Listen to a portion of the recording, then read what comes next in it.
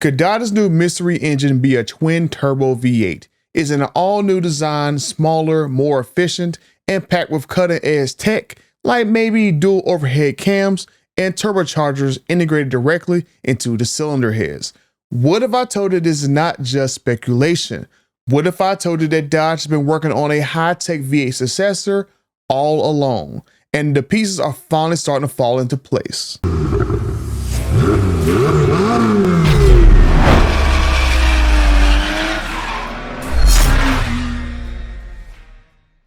It's that time of year again where you need to save as much money as you can to buy the gifts for everyone else and including yourself. So my friends at Just Bolt-Ons and Drag Racing Wheels have you covered. In case you need anything like exhaust systems, sticky Mickeys, catch cans, tonneau covers, whatever, my friends at Just Bolt-Ons and Drag Racing Wheels have some of the best prices online. And with my promo code BUTTER that you use at checkout, you can save up to an additional 15% off on your next order. So check out my friends at Just Bolt-Ons, DragRacingWheels.com, where some of the best prices online just got a little bit better. Well, I'm over 37,000 friends, and the 61% of you guys not subscribed.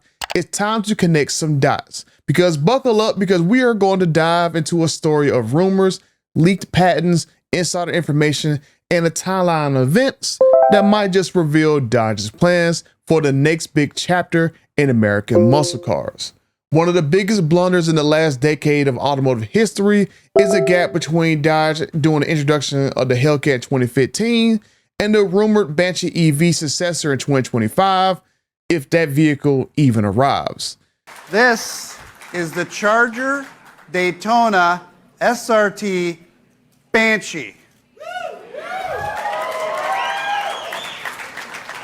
And because it's a Dodge BEV, it will be an assault and battery on convention. The Hellcat phenomenon changed the game. Dodge became an American superpower overnight, outdoing itself year after year after year. In 2015, the Hellcat arrived with a jaw-dropping 707 horsepower.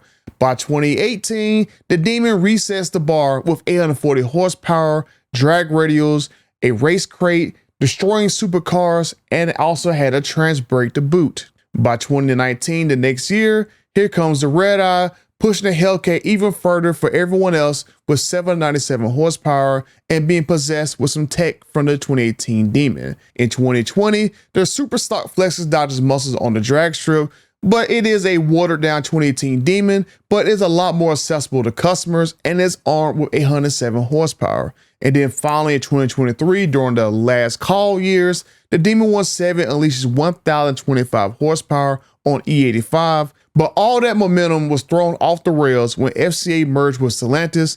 And let me tell you right now, calling that a merger of equals is laughable. When the CEO of FCA bounces up within a year and every major brand head from FCA, from Dodge, Jeep, Ram, and Chrysler is replaced, that is not a merger of equals. That is a hostile takeover. Earlier this year, my dear friend Tim Kuniskis, the man behind Dodge's golden era of Hellcats, sounded the alarm when Stellantis' CEO, Carlos Tavares, burned the bridge to Dodge's future. Ram's a really good example of that. If we had that safety blanket of buying credits, we would still be building and selling the ancient iron block HEMI V8 that everybody loves. Knowing that we're going into this environment have forced us into a space where we had to develop a whole new powertrain strategy. A very high-tech twin-turbo 3-liter Hurricane that's going to actually give much better performance and be much more efficient and more flexible in the future. We wouldn't have done that if it wasn't for those regulations. So, but the CEO, he burned our boats, and we're forced to make the tough calls to make sure that we're on a trajectory towards a long-term compliance. Now, originally, from what I was told from people who knew about this new update that they was going to do, Dodge's plan was pretty smart. They was going to replace the 5.7 HEMI and the 392 HEMI with an all-new Hurricane inline-6 engine family, which helps the emissions fine stacking up year after year that Dodge was suffering, and pretty much all the other brands from like Ram and Jeep was suffering for having those engines in the lineup.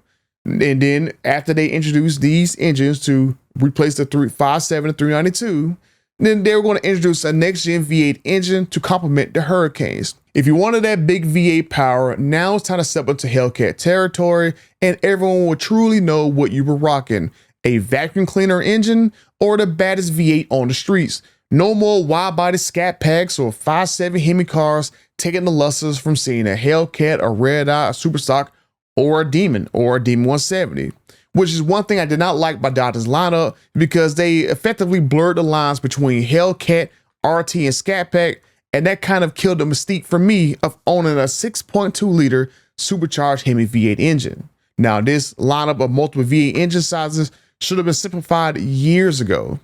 Because, I mean, you got Ford on one hand having one V8 engine, the Mustang, and then some changes here and there, and 50 more horsepower, and then now you have the Dark Horse Mustang.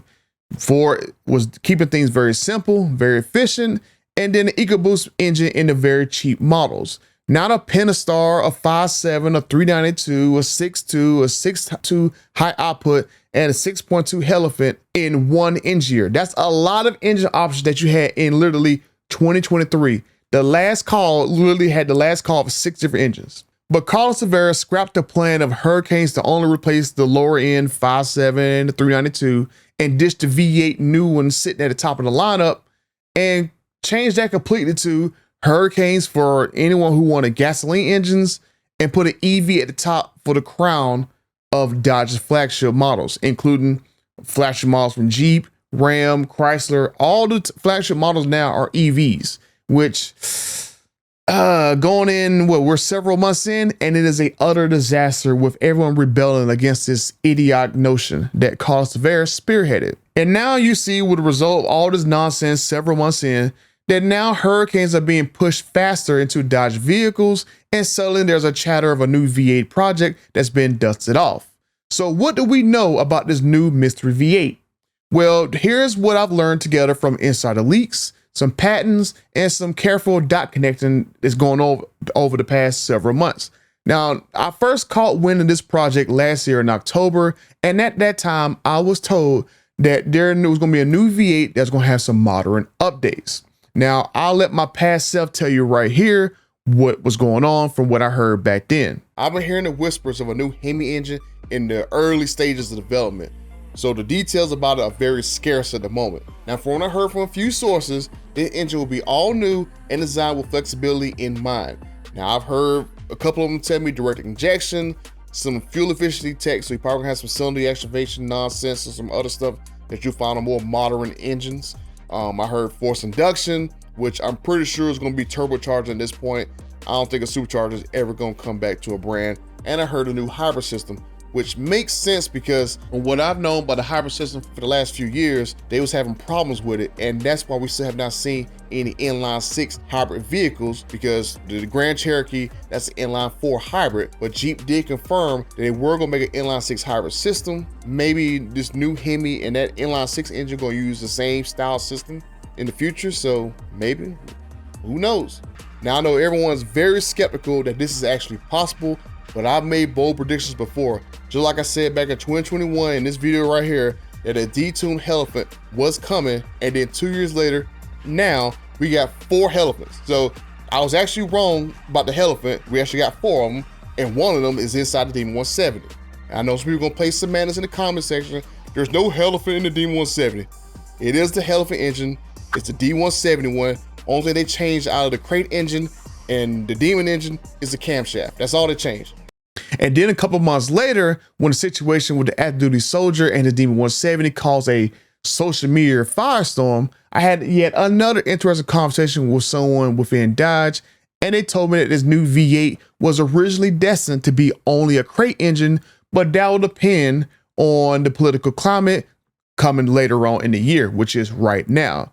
But now you can fast forward today, we got Trump back in office, and he is signaling a potential rollback on EV mandates. Now, Dodge has been teasing even before then the HEMI's image making a return, especially with alternative fuels. Or did someone just accidentally post this too early before the announcement of e-fuels to extend the life of a Dodge V8? Or maybe this is what's going to be on the next Dodge V8 engine. If they're talking about the E85 Elephant crate engines, then why is this ad showing it on the street? It's not street legal. Wouldn't it be better on a track? And read this second paragraph in the post, which is very interesting. The beast can only be a beast, and its roads have been extended because its power is merciless. That sounds very, very interesting, that something got extended. Just saying. Now here's where it gets very interesting. Now TK's Garage mentioned that there was a V8 that Dodge was already working on that's now being dusted off and is now being fast-tracked. That a new Magnum was already in development.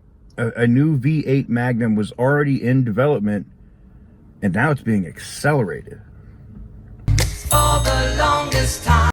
Now maybe, just maybe, my dear friend Tim Kuniskis was pissed off that Carlos Tavares canceled his engine project, and he called him out to investors earlier this year. But the CEO, he burned our boats, and they were forced to make the tough calls to make sure that we're on a trajectory towards the long-term compliance.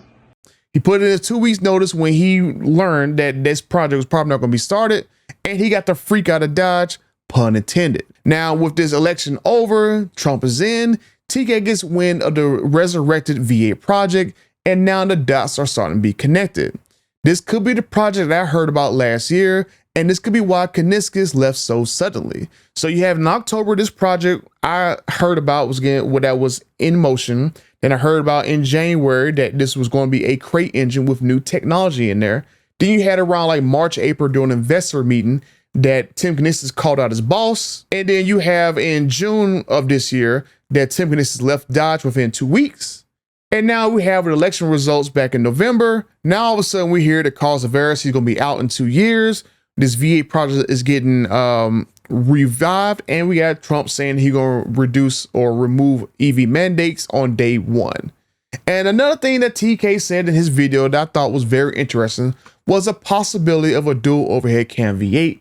And I remember this Stellantis patent from a few years ago. Now it shows that a turbocharger integrated into the cylinder head, which could be the foundation for this new engine. Let's just call it the Magnum for now, because I don't know the official name of this engine. But this new engine design could go in a few ways. It might use twin turbos mounted on the sides, similar to like traditional V8 setups, or it could feature turbochargers inside the V, like we've seen on some European performance engines.